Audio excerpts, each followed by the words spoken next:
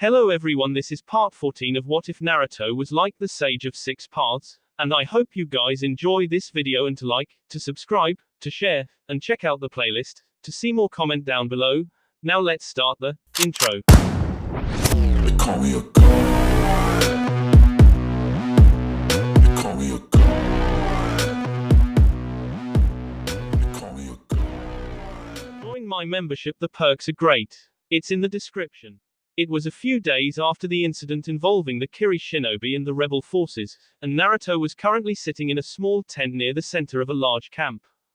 When they had arrived at the rebel camp, Naruto had been surprised when they were allowed in. He thought they would have been forced to leave in case they were spies. Apparently the captain of the camp, an older man with long dark brown hair named Tsurugi, needed him to stay until his commander came and asked him a few questions. Naturally, Naruto and Shizuku had been worried about this. Fu, being her usual self, merely stayed impassive. Of course, they were quickly assured that if they meant no ill will towards the rebels, as their rescue of the Kunoichi they found had shown, then nothing bad would happen. Of course, that didn't particularly ease their worries. Shinobi weren't known to be the most honest people, even if Naruto found the goals to be honorable. He had found out this was one of the many hidden camps scattered through the contested regions of Mizu no Kuni, and that there were even some deep within Kiri-controlled territories. Of course, he wasn't foolish enough to ask where these other camps was. That would be far too suspicious, although that didn't mean he wasn't curious. He presumed the camps themselves were hidden by a combination of various genjutsu, traps and the mists, which seemed to work to both sides' favor and disadvantage. Technically the group was being held captive by the rebels, but it wasn't all bad. They weren't treated poorly, although the shinobi obviously came first. It had also been a prime opportunity to talk to various shinobi, especially about water jutsu and affinities. Shizuku especially loved the extra help from shinobi who were happy to help a young girl with something as mundane as a water affinity. Naruto figured it was a good escape from the fighting. It made sense that training affinities would remind the older and more veteran shinobi of their youth, back before all the war and B. Under the guidance, Shizuku had made leaps and bounds with the second stage, creating a whirlpool with nothing but manipulation of water chakra. Naruto had also begun to practice his own water technique, once again noting that it felt easier somehow with each passing element he mastered. He wondered if by isolating and controlling each of his various affinities it made it simpler to access the rest. It made sense when he thought about it. He smiled at the thought, remembering his original goal of understanding chakra so long ago. It had now been almost a year and 3 months since leaving the Fire Temple. Naruto was 12 and had been for 2 months. That much was for certain, just as it was obvious to everybody else. Decembers were viciously cold in Mizu no Kuni, especially to those that weren't natives. Luckily, the further they moved south, the milder the climate became. But that didn't stop the thin layers of frost that covered the ground each morning. The torrential and perpetual rain wasn't helping all that much either, which was why Naruto smiled as Shizuku ducked under the flap of the tent. "Hey Naruto, you wanted to see me, right?" The blonde just nodded cheerfully as he stood up from his meditative position on the ground. He had tried speaking to his tenants again only to find Mata to be asleep, something he found she did quite often, Shukaku his usual psychotic self, and the QB being even more stubborn than usual. "Yeah, come on, I want to try something." He quickly ducked under the flap of the tent with Shizuku hot on his heels, the both of them ignoring the rain falling around them. Shizuku practically lived in it anyway, and Naruto had gotten used to his after all his time traveling with her. It was just one of those things you learn to live with, at least, before now. "Come on Naruto, where are you taking me?" The blonde had a cheeky smile on his face but didn't answer, instead taking Shizuku's hand in his own and carrying on. The Violette just looked at his larger hand, smiling nervously as she felt his warmth flow into her from the contact. She had to refrain from giggling like a schoolgirl as the young monk led her through the camp to a small area near the outer edge where she had been training in her water affinity. There was a small stream that ended in a pond which made it perfect for her, and the space was large and open for practicing jutsu. Naruto simply cast a keen gaze around the clearing. It would suit his needs perfectly. There were various seals set up around both the perimeter of the clearing and the camp itself to stop any usage of chakra being detected by loyalists. It allowed the rebels to practice and hone their skills in preparation for conflicts in safety. "Alright, this should do." Shizuku just laughed playfully as they stopped, noticing with a raised eyebrow Naruto had not let go of her hand, not that she was going to inform him. With some trepidation and a flutter of anxiety she noticed they were all alone. The training ground was conspicuously empty. Come on Naruto, should do for what? Naruto just grinned again, making Shizuku's heart do a double take for a second time. Simple, we're going to stop it from raining. Shizuku blinked once, then twice, then she just looked at Naruto strangely for a moment. Didn't you already do that with your gravity abilities? Naruto just shook his head, that same infectious grin splitting his face. Nah, that's too easy. As if to make his point he raised a hand and suddenly Shizuku felt very odd, like there was nothing holding her down on the ground anymore. She had to anchor herself with chakra or she felt as though she would simply float away. More incredibly though, the rain around them had stopped falling. The drops just hung in the air like little spherical pieces of glass held up by invisible strings. The purple-haired girl just looked around in wonder at the impossible scene, smiling uncontrollably as she saw the world distorted through 1,000 drops of water. Of course it had to come to an end as Naruto lowered his arm and allowed the rain to fall once more. Wow. Still Naruto's grin didn't dissipate, if anything it grew stronger seeing Shizuku's awed and genuinely happy smile. That's nothing, you're going to stop it entirely. Shizuku just looked around at the blonde. She was obviously skeptical, but after that miraculous event she was slightly more inclined to believe him. How? Naruto just smiled as he took her other hand, causing the girl to blush as red steadily overtook her naturally pale skin tone. He sat down, pulling Shizuku with him until they were sat opposite one another, Shizuku with her legs folded beneath her and Naruto in his classic meditative position. He smiled gently at her, reaffirming his grip on her hands before looking up at the sky, uncaring of the droplets of water pattering on his face. Focus Shizuku, I want you to treat this like a normal water chakra exercise. The violet just looked at Naruto strangely, wondering just what he was planning, and why he needed to hold her hand to do it. Not that she was complaining.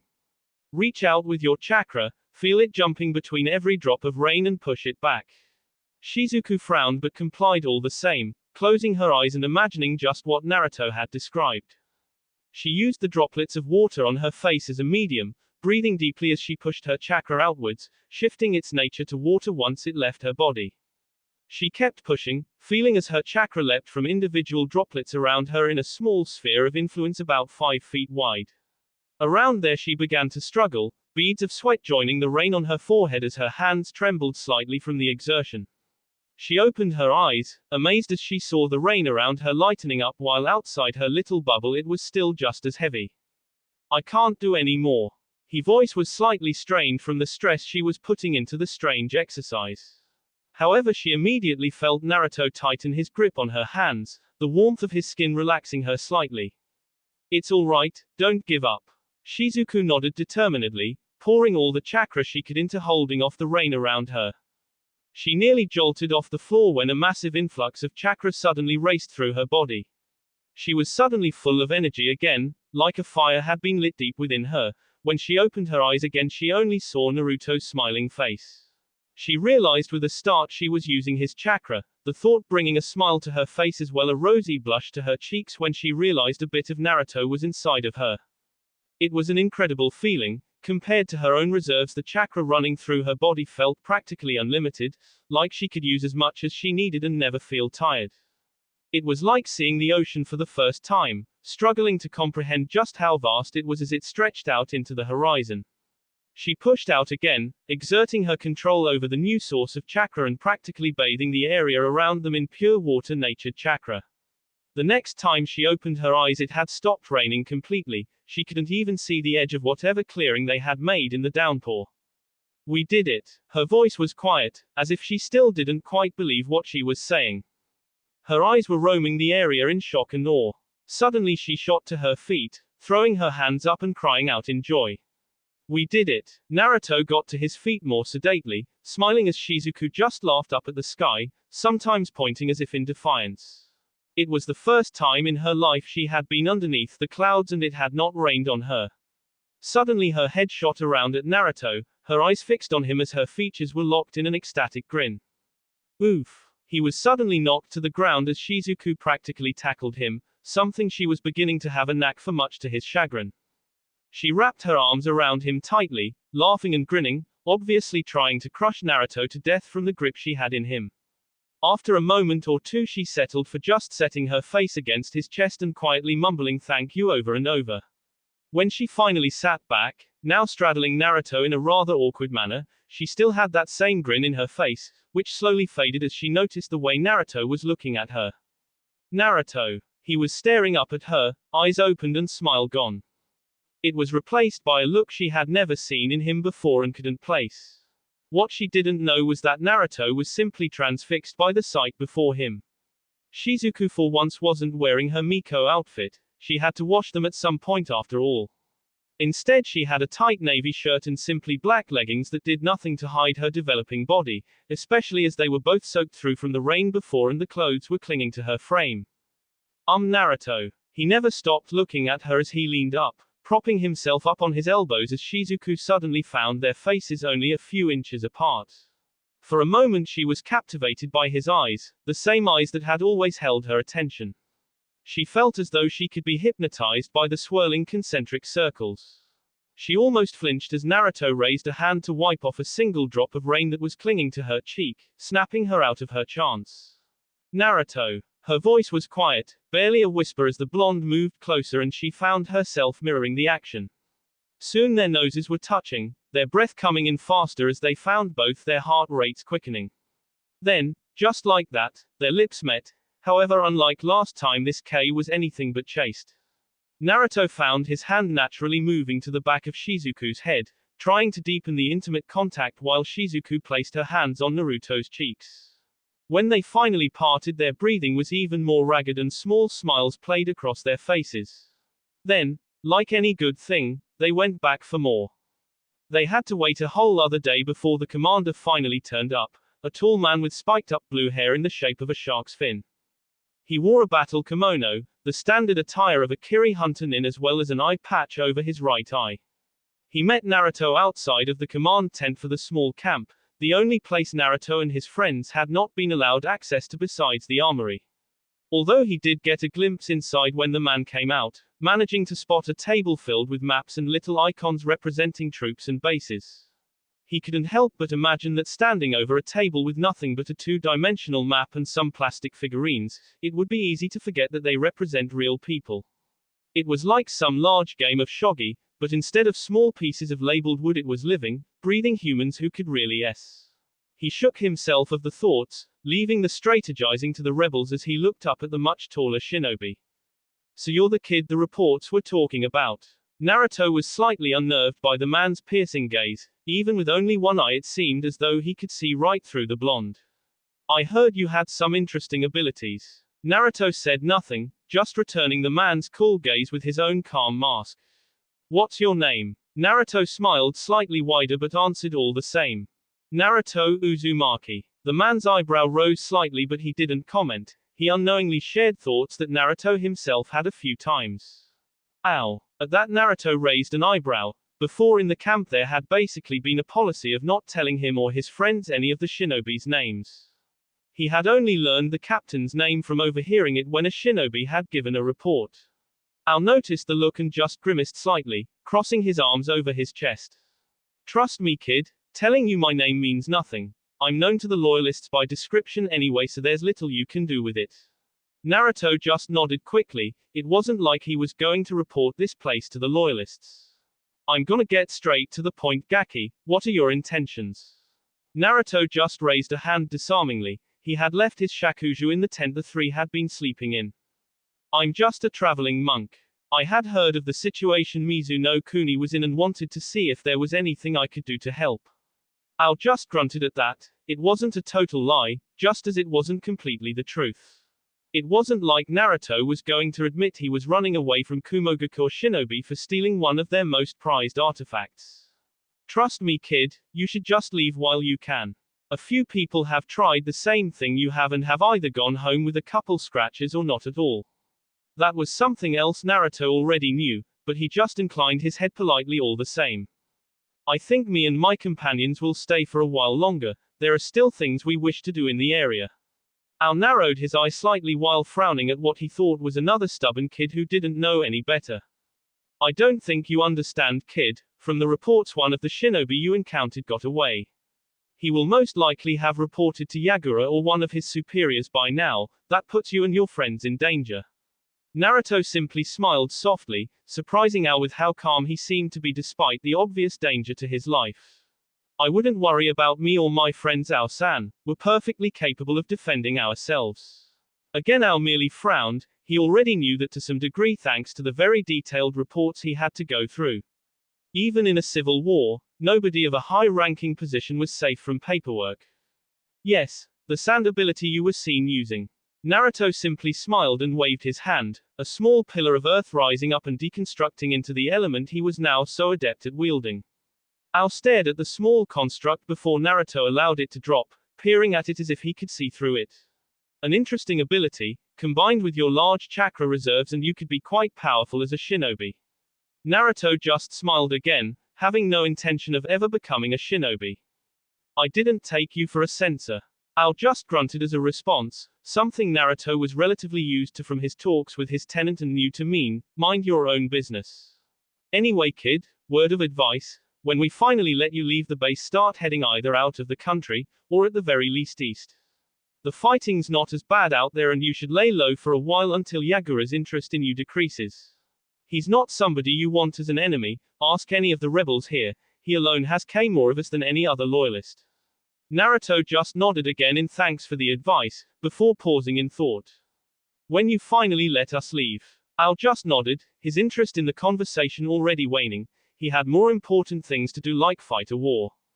Our camps shift positions occasionally. You'll be allowed to leave when this one moves. We obviously can't let you just leave knowing the position of one of our forward bases.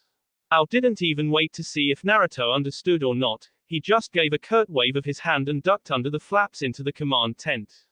He couldn't help shake the feeling that this wasn't the last time he would be seeing Naruto. It was finally the day that the three were allowed to leave. The camp was abuzz with activity as people went about their business. Tents were being disassembled all around them, rations and supplies being stored into scrolls for transport, and the equipment was being distributed to spread the load when they moved. Naruto was currently ducking around people carrying large poles and pieces of tent to get to the medical tent, the last that would be pulled down. He had visited the woman he rescued, Nezumiro, a few times during their stay with the rebels, however she was mostly too tired or weak to hold any length of conversation. However, today she had been cleared to leave her bed and start on some light exercises to get her body back on the track to recovery. Unfortunately, in war people weren't too picky about their soldiers, regardless of injury. If they could fight, then they were given a weapon and told to fight. For whatever cause that particular side thought was just alright. Of course there were those who genuinely believed in their cause, which was good of course, but ultimately they were names on a list. Where exactly that list was got decided at the end of the war. He ducked into the small tent, noting that it was conspicuously absent of people save for one shinobi guard, probably a chunin, and the 3 or 4 patients lying on beds. Medical shinobi were a rare commodity even in peacetime. There were none at this camp. He understood that most of the care or treatment was done by civilian doctors who were brave enough to enter the front lines. He thought they were brave as ultimately medics were the main targets for enemies due to their ability to keep shinobi going for longer. Hi Naruto. The woman waved at him with a weak smile. The two had gotten along well once she was informed Naruto was the one who saved her. He had been right. Had the woman not received the basic first aid he had given her, she would have bled out minutes after he found her. Luckily the girl hadn't sworn her undying fealty to Naruto or something like that. The blonde wasn't sure how he would have felt with yet another girl in the group. The situation with Shizuku was getting complicated enough as it was. Hey Nezumiro. He waved back at her with a smile as the orange-haired girl sat up in the bed, wincing only a little from her injury, which had gotten substantially better after proper treatment. She wouldn't be able to fight for a few months, but she at least wouldn't be permanently C, or worse S. Hey, take it easy. The girl just chuckled as she scooted back in the bed so she could lean against the wall of the tent. Hey, that's a funny thing to say to a Kanoiki Naruto, we don't know how to take it easy. The blonde just sighed with a small smile. From the interaction he had with the girl, he was able to tell she was very passionate in everything she did. Be it training, her family or even her pride over the rebellion, Nezumiiro never did anything by the half measure. So we're leaving today, have you thought about what I said some more?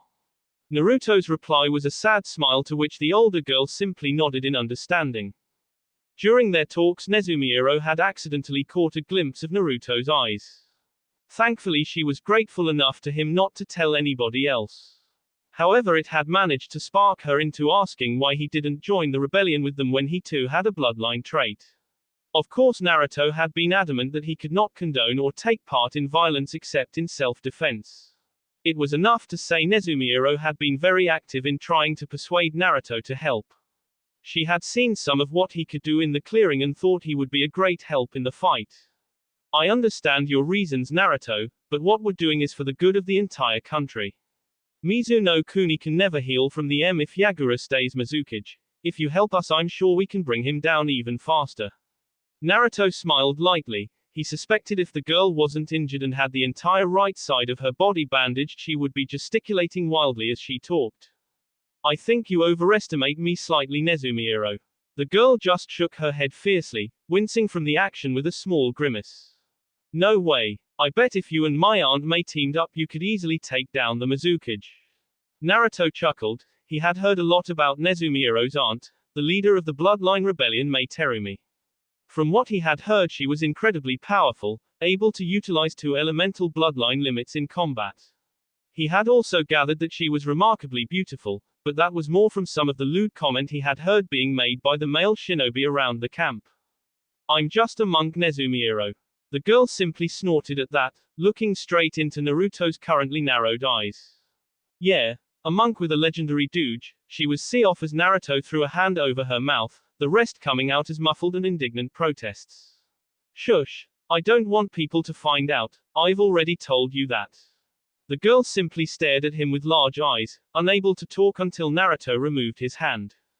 But why not? You'd get loads of respect and people in the rebellion would look up to you with such a powerful bloodline. This time her voice was quieter, a visible effort on her part to do so as she was mindful of the others in the room. Exactly, I would have all that attention on me, people might come after me hoping to fight me, or to somehow use me or my eyes to their ends. It would put myself, but more importantly my friends in danger until I am strong enough to defend us. Nezumiiro simply pouted, her arms crossing underneath her chest in a very distracting manner. But you're plenty strong. Naruto just smiled softly, patting the girl on the shoulder. Not strong enough. The orange-haired girl simply maintained her pout, not understanding why her new friend wouldn't use his abilities to help the rebellion. But when is strong enough? At that Naruto's smile saddened slightly. Hopefully I will never have to find out. With that Fu came into the tent to tell him they were finally being allowed to leave the camp before going back out to find Shizuku. Naruto turned to a now confused Nezumiiro, the girl looking at the hand he had on her shoulder. I guess this is goodbye then, Nezumiiro. The girl seemed to shake her head on her confusion, smiling brightly up at the blonde. He should have known nothing could dampen the vibrant girl's spirits for too long. Nah, we'll see each other again, I know it. I still have to introduce you to Aunt May, she'll be able to convince you, I just know it. Naruto just smiled again, patting her once on the shoulder before turning and leaving the tent. Nezumiiro never lost her confident smile as she settled back down on the medical bed. The trio were back on the road again, or more correctly they were back in the forest, blindly heading east as they had been advised. Now that both Naruto and Shizuku had the means to complete their water exercises there was no longer any reason for them to go to Kirigakure. There was also the small fact that Kiri was on complete lockdown. Nobody went in or out without being thoroughly searched. Without proper identification it was unlikely they would get close, and even if they did, if Naruto's eyes were seen they would instantly be arrested, or at least they would attempt to arrest them.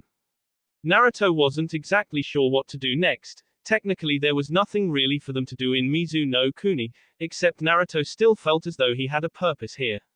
It was like there's still something he had to do, but he hadn't quite found out what yet. Nezumiiro's words still rang in his head. He kept wondering if it was wrong to turn down the offer to join the rebellion. It went against his peaceful views, yet at the same time he couldn't deny what Yagura was doing was just wrong. Unfortunately he was hardly a politician, not that there hadn't been attempts at negotiation. Yagura had apparently been unwilling to listen to any of the bloodline clans, and anybody who argued in the defense was simply labeled as traitors to the village and to the country.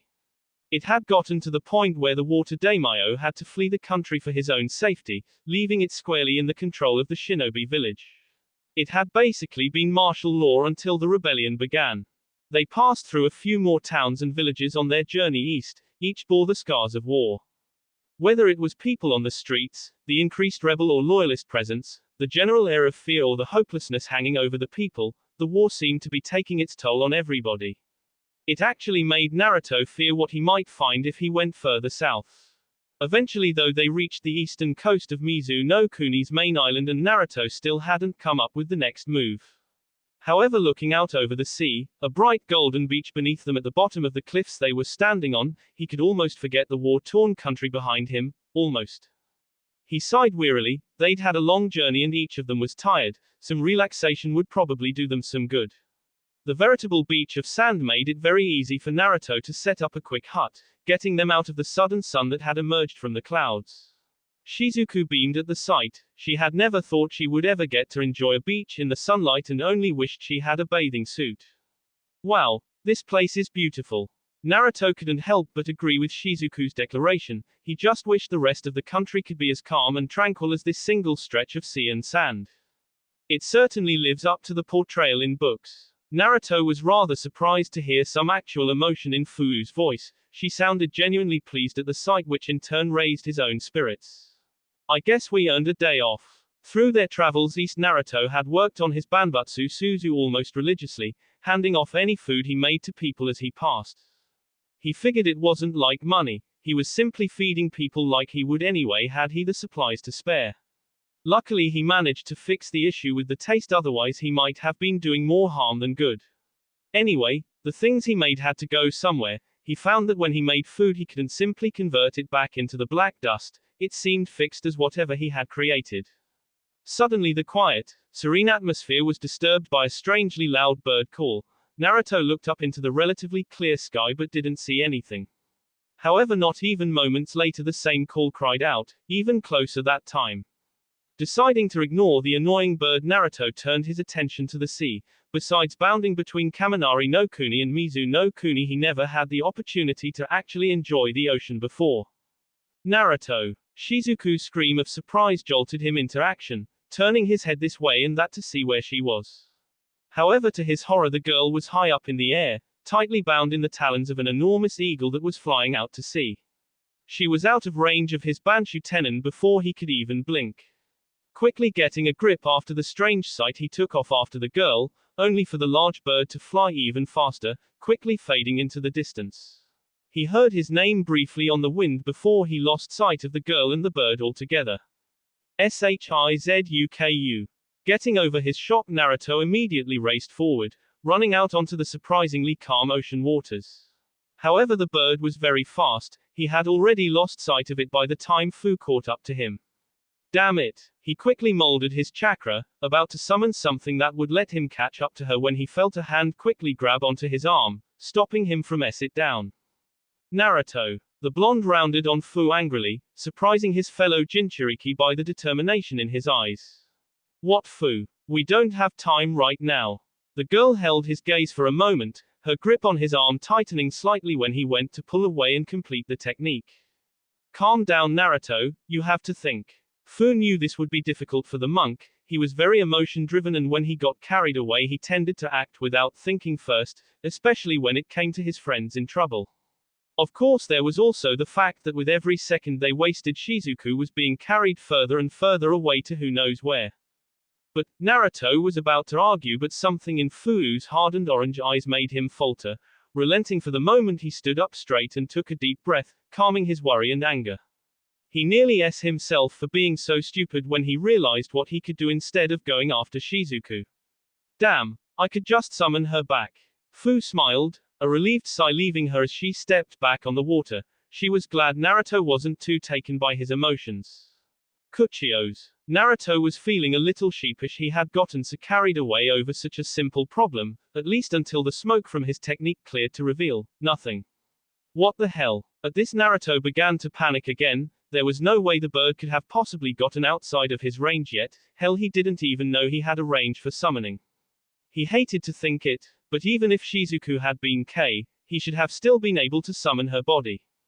What's wrong? Naruto just turned to Fu helplessly. He didn't know why his animal path suddenly wasn't working, it had never happened before. I don't know, something's blocking my ability to summon Shizuku. Fu frowned at that, it meant they would have to go after her after all. The only problem was they had no idea where that giant eagle, that now she thought about it had to be a summon itself, had gone. Naruto seemed to share her thoughts as he immediately his hands back down again, pouring in more chakra this time. Kuchios. Again the smoke cleared only to reveal nothing, the chakra Naruto had used rushing back into him from the failed summoning. Damn it, we'll have to go after her. This time when he his hand down, the ceiling matrix spread out as it should have, encompassing a large area of the water they were standing on. Kuchios. A large squawk sounded through the area as the smoke this time parted to reveal that same large drill-beaked bird Naruto had summoned in Kaminari no Kuni. Get on. Both quickly jumped up on the bird's back, the creature seemingly paying him no mind as they grabbed onto the spike sticking out of its neck. With barely a thought from the blonde, the bird pushed its enormous wings down, lifting them into the air at an astonishing rate. Naruto had considered trying to summon the bird that had taken Shizuku, but he wasn't sure what would happen then, if Shizuku would be brought with it or not. He didn't want to risk Shizuku being dropped into the ocean from such a height. Chakra training or not, that would surely K her, or at least injure her enough to make her be paralyzed and drown. Without any clear destination, Naruto had the giant summon fly in the direction they had seen the eagle go, northeast out to sea. As the minutes trickled by and they continued to see nothing, both Naruto and Fu grew more worried for their friend, Fu hiding it better behind her expressionless mask. Finally though, when they had begun to enter a slightly more turbulent and stormy area of the sea, Fu spotted something. Over there. Naruto nearly fell off his summon as he turned so suddenly, peering out in the direction Fu pointed. His superior eyes easily made out the small dot of an island a few miles away. It was the only lead they had, so Naruto steered his summon in that direction. As they grew closer, they soon saw the island wasn't as small as they had originally thought. It looked around 2 miles wide with a volcanic-looking mountain to one side mostly shrouded in thick forests. The two shared a look as they approached the out-of-the-way island, nodding to one another. If the eagle took her to its nest, it'll be high up on the mountain somewhere, and if it returned to its summoner, the most secure location will be inside the mountain anyway. Naruto just nodded. He had similar thoughts and quickly directed the bird towards the mountain. As they passed over the shore of the island, Naruto began to look out for any kind of structure beneath them that would give them an idea of where Shizuku might have been taken. Unfortunately, he was looking off the wrong side of the bird and missed the sudden attack. Look out. Luckily Fu was vigilant enough, but still wasn't able to react in time to stop the long golden chains that suddenly appeared around the summon. In seconds it had been ensnared, the movement of its wings suddenly halted, making its trajectory suddenly plummet. More surprisingly though, what Naruto had at first mistaken for long golden chains actually appeared to be glowing golden symbols, threaded together like a rope. Soon they tightened too much and the summon was forced to dismiss itself, suddenly leaving Naruto and Fu in midair. Fu. Naruto tried to reach out a hand to grab his mint-haired friend, but they were already too far apart and falling too quickly. Turning his attention to his own plummet, he missed as a cloak of red chakra suddenly ignited around the girl, wings spreading out and quickly halting her fall. Naruto wasn't so lucky, as unfortunately reducing gravity's effects on him would do nothing while he was already falling, and he had only seconds before he would hit the ground, not enough time to summon again. It left him with only one choice as he neared the dangerously approaching earth. Shinra Tensei. A few feet of the ground, Naruto braced himself, firing out a wave of gravitational forces he hoped would be enough to halt his downwards momentum. Unfortunately, it only slowed him down. He still hit the ground with enough force to create a small crater.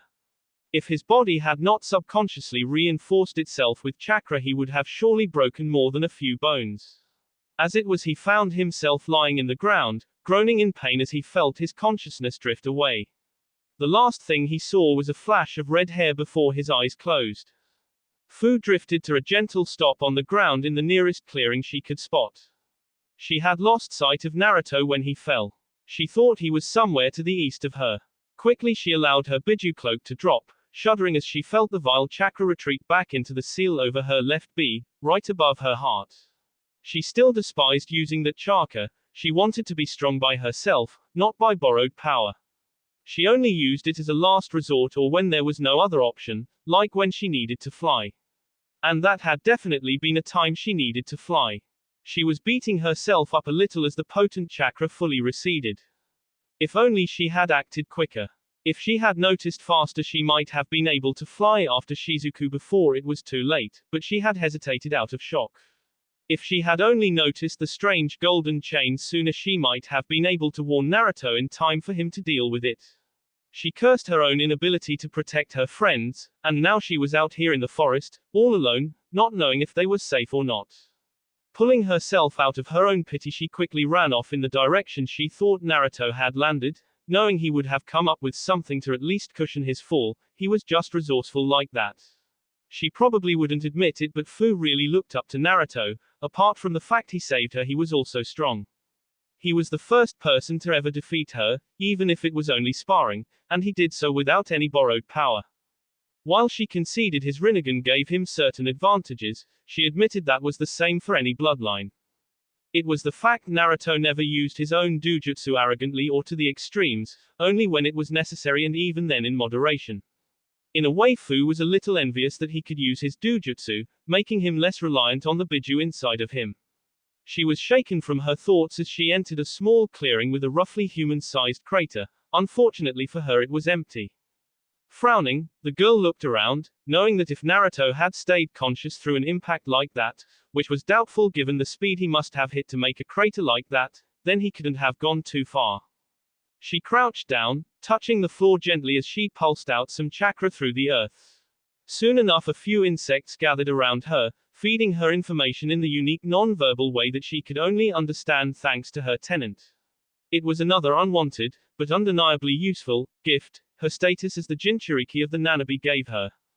However, she became worried when the insects informed her somebody had been here, but they had been taken away by a different chakra source.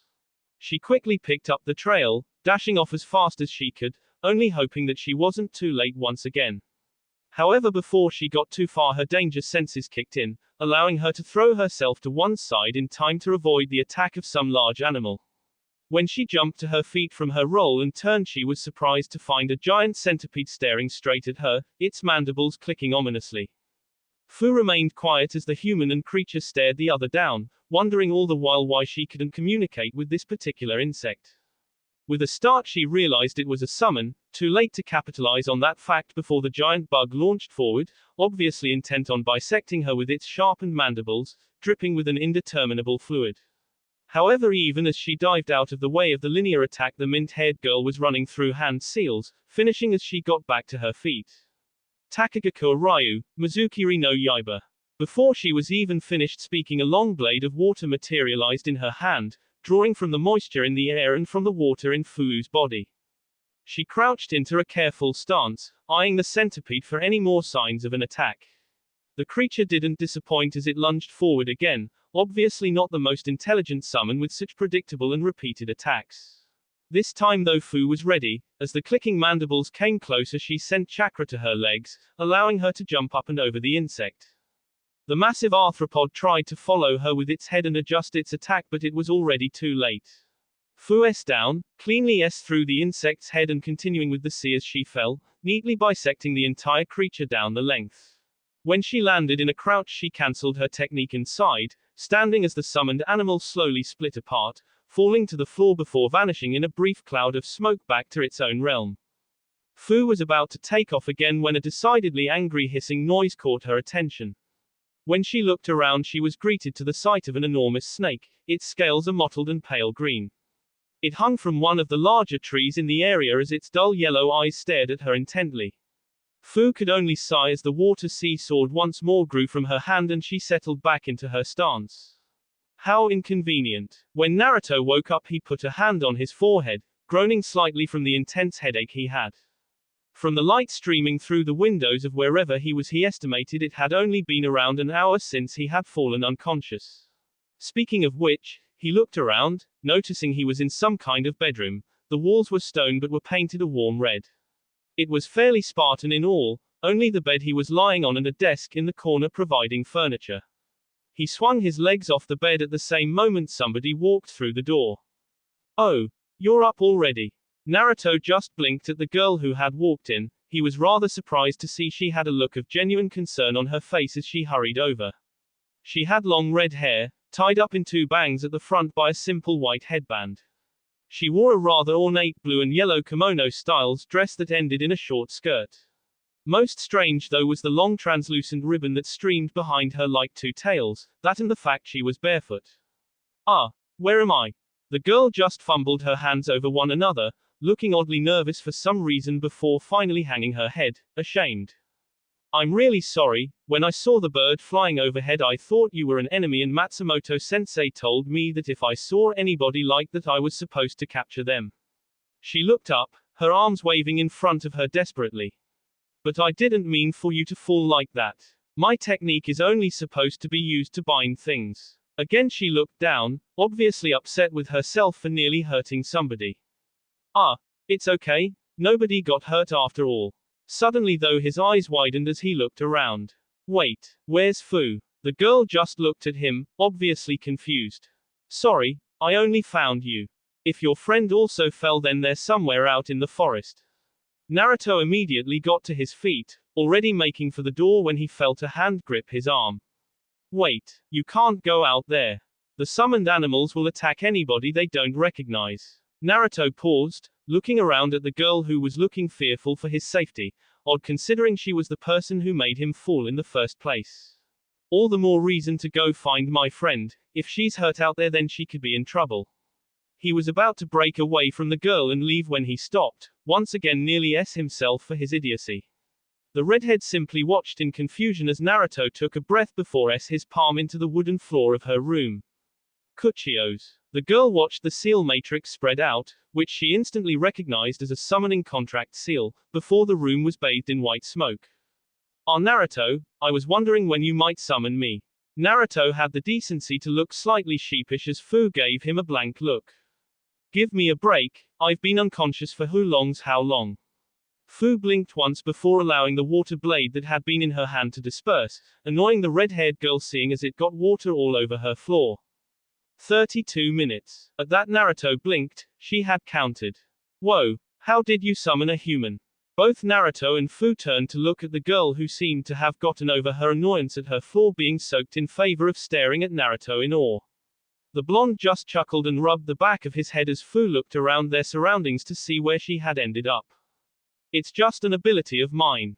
The girl just nodded dumbly, still obviously amazed by the unique ability that theoretically shouldn't be possible. Summoning was a very complex contract between a human and a summoning creature that allowed him the use of a space-time ninjutsu briefly. To manipulate it to apply to another human, even just one, was unheard of. The only thing that would come close to it was a reverse summon, but clearly that was not what she had just seen. Suddenly realizing she had been gawking at the pair, she straightened up. "I'm Honoka by the way." Naruto smiled pleasantly, glad the conversation was moving away from his abilities. "This is Fu and I'm Naruto Uzumaki." He didn't get a chance to say any more as suddenly Honoka was across the room, looking at him much too close for his comfort. "Did you say Uzumaki?" Naruto just nodded warily, unprepared for when Honoka suddenly screamed out in excitement, tackling the blonde to the ground. "I can't believe it. I thought I was the last one." She sat back, uncaring of the fact she was straddling Naruto rather intimately, a beaming grin in her face. "I'm Honoka Uzumaki." Naruto's eyes just widened in surprise before his expression became saddened, confusing Honoka. "I think there's been a misconception." The redhead just blinked in surprise as she got up off of Naruto, staring at him anxiously. "Listen, I'm an orphan, I'm pretty sure the name was only given to me at random. I don't think I'm a genetic Uzumaki, otherwise somebody would have told me by now. I don't have the red hair, or purple eyes." By now Honoka was shaking her head in denial. She had finally found some family and he was saying it wasn't actually true. "No, but you don't know for sure, right?" Naruto just shrugged sadly. He couldn't think why the Hokage would ever keep the fact he had a family, even if they were now mostly wiped out, from him. "Well, I don't believe you." Her face suddenly brightened, even if it looked a little forced on her part. The way I see it, you're practically family. She beamed at him, making Naruto give her a meek smile back. The whole situation was rather awkward for him. For the longest time in his young life he had wanted what all the other kids had: family, parents, somebody to go back to at the end of the day who would love him. However, now that he might have found it, it was tainted by the nagging doubt that it might not be real, that he might not be a true Uzumaki. A part of him desperately wanted to ignore that, to just take happiness in the moment, but he also couldn't do that to Honoka, it would just be fake. Luckily the girl finally seemed to snap out of her family-crazed stupor, looking at him more intently. Either way, Matsumoto-sensei will want to speak to you. We're researching summoning animals here and that ability of yours might help his research. While interested in the fact the people here were looking into summoning and summoning animals, Naruto had to quickly raise his hands in protest. Look, we only came here because our friend was kidnapped by a giant eagle, we wanted to get her back. Honoka's eyes widened at that and she nodded quickly in understanding. Well, that's perfect. Matsumoto-sensei's summoning contract is with the eagles, so he'll be able to tell you where your friend is. While Naruto was somewhat relieved to hear that he was rather cautious about meeting these people. After all, they were conducting experiments on summoning animals, essentially weapons for shinobi, on an isolated island just off of a warring nation's coast. To him that sounded like a military operation, and he couldn't be sure if these people were working with the rebels or the loyalists, or if they were some kind of independent faction. Well, alright. Honoka just grinned in a way Naruto found oddly familiar, but couldn't quite place, while Fu just looked between the two, wondering if they were in fact family. The redhead happily led them out of her room, making quick progress through the forest towards wherever it was she was taking them. All the while Naruto couldn't help but worry about Shizuku. She had been separated from them for a long time now. Catching his worry, Honoka sent him a disarming smile. I wouldn't worry about your friend, the eagles are a very noble summon. They would never harm anybody unless they were asked to by their summoner, and Matsumoto-sensei would never do that. Naruto returned the smile, but he wasn't so sure about the girl's sentiment. Either way, it only went a small difference in easing his worry. Alright, we're here. The redhead gestured to the door set into the mountain side. It was just a simple wooden door, there was nothing all that ominous about it. However, once she led them through the passageway behind it, the space opened out into what Naruto could only assume was the crater of the mountain. Although he would have to correct himself, as it was clearly a volcano given the large lake of molten lava bubbling away at the bottom of a wide shaft they were navigating around. Honoka saw their surprised looks and giggled to herself. It was the same when she had first seen the lava. Matsumoto-sensei is really smart, he uses the natural heat from the volcano to power the machinery. The molten metal inside the lava also disrupts chakra sensing techniques, making the facility very hard to locate by normal means. Naruto just nodded, still looking into the bubbling molten rock below them with curiosity. Finally they reached the facility itself, built into the volcano on the other side of the crater, where a young man was seemingly waiting for them. Honoka, where have you been? Matsumoto-sensei has been waiting for you. The initial stage of the experiment is beginning. The redhead's eyes widened slightly beneath one of her stray bangs, looking up in shock at the young man in a lab coat. Already? I thought it wasn't for a few more days. The young man quickly shook his head. Come on, he has been searching for you the last few hours. Yagura-sama wanted the experiment accelerated, so Matsumoto-sensei had to bring it forward. The girl nodded quickly, worry evident on her features. On the other hand, Naruto nearly froze in place, as did Fu. They now had confirmation these people were working with the loyalists, or at least Yagura. He now had to continue very carefully so he didn't reveal anything about himself to these people. Wait, I have to talk to him first, something has come up. She tried to motion to Naruto, but the young man seemingly ran out of patience, taking her arm and leading her into the base, all but ignoring Naruto and Fu in his haste. Having nothing else to do and knowing this was their only current option to get Shizuku back unharmed, Naruto followed them into the facility.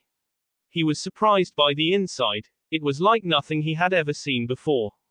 The floor was all bleached white tiles, while the walls were carved from the surrounding volcano, giving the whole place a very secret base feel to it.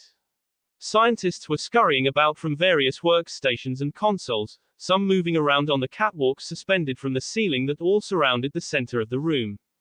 That seemed to be the center of it all, an enormous rectangular metal tank that Naruto couldn't see into from his angle. Almost as soon as they entered, Honoka was approached by an older man with receding gray hair and an impatient look on his face. Honoka, it's good you're finally here, the procedure can begin now. He quickly took her hand and was about to lead her away, but the girl wrenched her hand out of his grasp, much to the man's obvious surprise. Wait, Matsumoto-sensei, there's somebody you have to meet. The man took a look behind the girl, his eyes glancing over Naruto and Fu with a great deal of suspicion before dismissing him completely. No time, Honoka, we have to begin the procedure. Seeing that this man was the holder of the Eagle contract, Naruto was about to step forward, but Honoka beat him to it. You don't understand, sensei, Naruto has the ability to summon humans. Suddenly the older man paused, his eyes flitting back to the blonde where they lingered, now decidedly more interested by the young monk. He seemed to have an internal debate with himself before stepping over to Naruto and looking down at the boy. Well, if what Honoka says is true, you and I will have much to talk about later, Naruto-san. Unfortunately right now I am very busy. You should stay and watch. What we're about to do will go down in history. He turned back to the red-haired girl and looked like he was about to walk off again before Naruto stepped forward. Wait, Matsumoto-san, I understand you hold the Eagle contract. A friend on mine was taken by what I think was one of your summons. We came here to retrieve her. I would be happy to answer any question you may have, but could you please return her to us? The man turned slowly, observing Naruto for a moment, obviously displeased he was being held up so much from the procedure. He just sighed. In his opinion, the chance to talk to somebody able to break one of the very boundaries of summoning was well worth the small inconvenience. Very well. He ran through a small string of hand seals, his chakra moving in ways Naruto was intimately familiar with. Kuchios. He s his hands down, and when the smoke cleared, many of the scientists looked up in surprise at the large eagle suddenly crouching in the middle of the room. More important to Naruto, though, was the young purple-haired girl hanging onto its leg, shivering slightly. Shizuku. Naruto happily ran forward, grabbing the girl into a tight hug as the eagle disappeared behind them, obviously confused with the strange location of its summon. Naruto. The girl seemed confused and disoriented, no doubt from going through yet another summoning, this time not even from Naruto. 1 second I was up in the sky, circling some island, the next. She suddenly tilted forward slightly, her face gaining an unhealthy shade of green as she looked about ready to heave her lunch.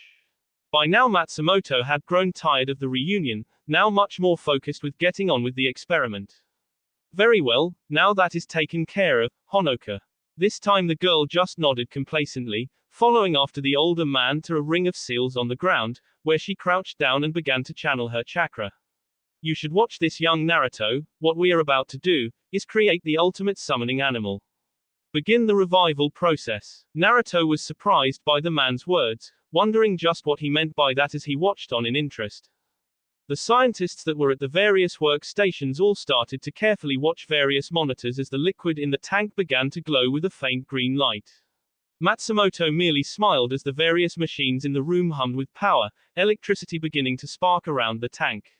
A gray tentacle suddenly sprouted from the liquid, splashing the area around it with the viscous substance before being joined by more. Test successful, Matsumoto-sensei. The creature is conscious and chakra flow is positive. The balding man just nodded to the scientist who had called out, motioning to the redhead near him. Excellent, the test was a success, you can begin to suppress it now, Honoka. The Uzumaki girl nodded with a smile before her face twisted into a look of intense concentration. To Naruto's surprise, the very same lines of golden symbols that had attacked him before seemingly peeled from the floor. Like chains controlled by some invisible puppeteer that lashed forward, intent on surrounding and suppressing the creature that had emerged from the tank. It mostly looked like an oversized maggot with large squinted eyes and an open, toothless mouth that seemed trapped in a perpetual yawn. It had a few tentacles emerging from its body at random that seemed to try and fight off the golden chains that quickly wrapped around the beast, holding it onto the ground. Seemingly everything was proceeding as it should. The beast was subdued and was slowly being forced back into its tank. However, suddenly a look of discomfort appeared on Honoka's face at the same moment one of the beast's tentacles broke free from its shackles. Something's wrong. One scientist on the catwalks cried out, panicking slightly as the readings on his monitor fluctuated. The creature has more chakra than we anticipated. We have to abort before it breaks loose. This time it was a woman who shouted, her screen displaying similar results. Matsumoto seemed momentarily shocked before his features hardened. Honoka, can you restrain it? The redhead looked up, sweat beginning to gather at her brow as she focused intently on the ceiling. I'm trying. However, Naruto could clearly see what was going on. The beast was slowly absorbing the chakra from Honoka's ceiling chains, weakening them and strengthening itself. Stop. It's absorbing the chakra from the seals. You have to stop now. Matsumoto turned to the blonde with a sneer, irritated by the interruption to what was supposed to be his masterpiece. Quiet boy, you don't understand anything. Honoka is an Uzumaki, they can seal anything. However, as if just to prove him wrong, another tentacle broke loose, flailing madly above the catwalks, much to some of the scientists' concern. Honoka too winced in pain, her control over the technique slipping as she felt her chakra diminish at an alarming rate. I can't hold it. To emphasize that point, one of the beast's tentacles suddenly wrapped around a scientist who couldn't avoid it in time, instantly pulling him down, and to the shock of everybody there, absorbing him into its body. There was a moment of pause before all hell broke loose. The four remaining scientists all began to run towards the exit to get away from the creature while Honoka's control finally broke, releasing the beast. Naruto could only watch on in horror as two more scientists were succinctly captured and absorbed into the beast. Before it could grab any more, it was suddenly hurled back by an unseen wave of force. When the remaining scientists and Matsumoto looked around, they saw Naruto with his arm raised, Rinnegan eyes blazing angrily. If you won't stop this, then I will. That will be all for this video. Be sure to like, subscribe, share, and comment down below for more videos. Goodbye.